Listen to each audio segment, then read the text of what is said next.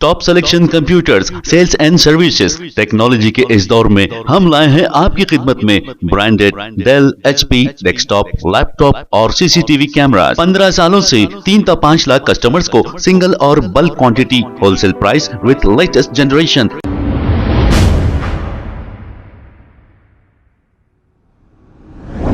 अस्सलाम वालेकुम नाजरीन, 7H न्यूज सच को रखे आपके आगे। जहीराबाद के इलाके अहमदनगर में इंसानियत को शर्मसार करने वाला एक ऐसा वाकया पेश आया है। एक नामालूम जोड़े ने नामालूम मासूम बच्चे को कचरे में फेंक दिया और इस मासूम बच्चे के जिस्म का कुछ हिस्सा आवारा कुत्तों ने चीर फाड़ करके इसे खा लिया। इस वाक़े की जैसे इत्तला जहीराबाद पुलिस को मिली, मौके पे पहुंचकर एक केस दर्ज करते हुए तहकीकात का आगाज शुरू कर दिया और इस मासूम की डेड बॉडी को सरकारी दवाखाना मुंतकिल कर दिया।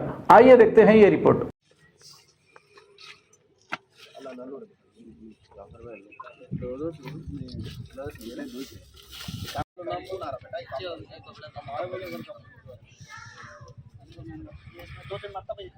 और एक कपड़ा